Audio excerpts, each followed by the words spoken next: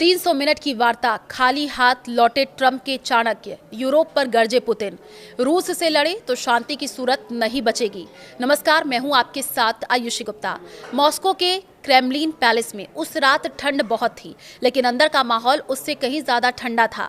2 दिसंबर 2025 की शाम करीब 7 बजे, जब अमेरिका के विशेष दूत स्टीव विटकॉफ और डोनाल्ड ट्रंप के दामाद जारेड कुशनर भारी सुरक्षा घेरे में क्रेमलिन के उस विशाल हॉल में दाखिल हुए, तो बाहर खड़े पत्रकारों को ये लगा कि शायद आज कुछ बड़ा होने वाला है।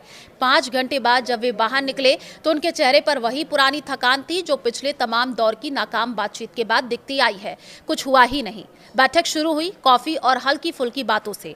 पुतिन ने पुराने दिनों को याद किया जब ट्रंप व्हाइट हाउस में थे और दोनों नेताओं के बीच फोन पर घंटों बातचीत होती थी। कुशनर ने मुस्कुराते हुए कहा कि ससुर जी बहुत याद करते हैं आपको। पुतिन ने हल्के से सिर हिलाया और बात सीधे यूक्रेन पर आ गई। अमेरिकी पक्ष ने अपना नया प्रस्ताव रखा जिसमें 4 मुख्य बिंदु थे, जिसमें कि डोनबास के उन इलाकों में जहां रूस का कब्जा है वहां स्थानीय चुनाव करवाए जाए, लेकिन रूसी सेना पीछे हटे। क्रीमिया को लेकर के एक अस्थायी फ्रीज, यानी अभी कोई मान्यता नहीं, कोई दावा नहीं। यूक्रेन को नाटो में शामिल होने का रास्ता बंद, लेकिन ईयू के साथ आर्थिक समझौते जारी रहे। रूस पर लगे कुछ आर्थिक प्रतिबंध हटाए जाए, खासकर ऊर्जा और बैंकिंग सेक्टर के। तो पुतिन ने पूरा प्रस्ताव सुना, बीच बीच में नोट्स बनवाते रहे। जब अमेरिकी पक्ष ने खत्म किया तो पुतिन ने सिर्फ एक सवाल पूछा, और पोकरवस्को। विटकॉफ ने कहा कि पोकरवस्को और आसपास के इलाकों को भी चुनाव वाले फॉर्मूले में लाया जा सकता है। पुतिन ने मुस्कुराते हुए कहा, वो शहर अब हमारा है। वहां की आबादी का बड़ा हिस्सा रूसी पासपोर्ट ले चुका है। वहां चुनाव करवाना मतलब हम अपनी जीत को ही वोट से साबित करेंगे। ये हमें मंजूर नहीं। फिर बात क्रीमिया पर आई। अमेरिकी पक्ष ने कहा कि कम से कम कागजों पर इसे विवादित ही रहने दे।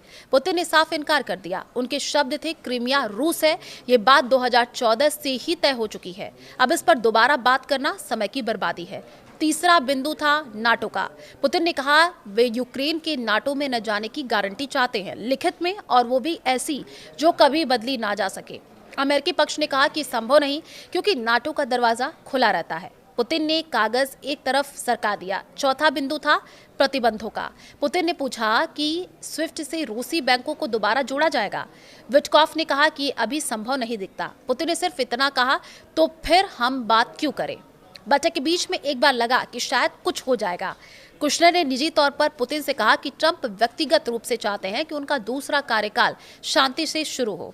पुतिन ने जवाब दिया, ट्रंप को मैं पसंद करता हूं, लेकिन मेरे देश की सुरक्षा से ऊपर कुछ नहीं। रात के 10 बज चुके थे। बाहर बर्फ पड़ने लगी थी। आखिरी आधे घंटे में अमेरिकी पक्ष ने एक आखिरी कोशिश की, एक अंतरिम समझौता जिसमें सिर्फ युद्ध विराम और कैदियों की अदला बदली हो। पुतिन ने कहा कि युद्ध विराम तभी जब यूक्रेन अपनी सेना पूर्वी इलाकों से पीछे हटाए। वो तैयार नहीं है। बैठक खत्म हो गई। कोई हाथ नहीं मिले, कोई फोटो नहीं हुई। विटकॉफ और कुशनर सीधे अमेरिकी दूतावास चले गए। क्रेमलिन की तरफ से यूरी उशावो ने अगले दिन जो बयान दिया वो साफ था, बातचीत उपयोगी रही, लेकिन अभी बहुत कुछ बाकी है। उसी रात पुतिन ने अपने सलाहकारों के साथ एक और बैठक की। वहां उन्होंने जो कहा वो बाद में लीक हो गया। अमेरिका सोचता है कि हम थक गए हैं। हम थके नहीं हैं, हम तैयार हैं। अगर यूरोप ने गलती की तो नक्शा बदल जाएगा और तब शांति समझौते के लिए कोई बैठने वाला नहीं बचेगा। अगले दिन सुबह पोकवस्क के आसपास रूसी तोपों ने फिर गर्जना शुरू कर दिया। यूक्रेन के ड्रोन हमले का जवाब देने के नाम पर रूस ने ओडेसा के बंदरगाह पर 3 मिसाइलें दागी। शांति की एक और कोशिश धुएं में उड़ गई। क्रेमलिन के बाहर जो बर्फ जमी थी वो रात भर जमी रही, कोई पिघला नहीं।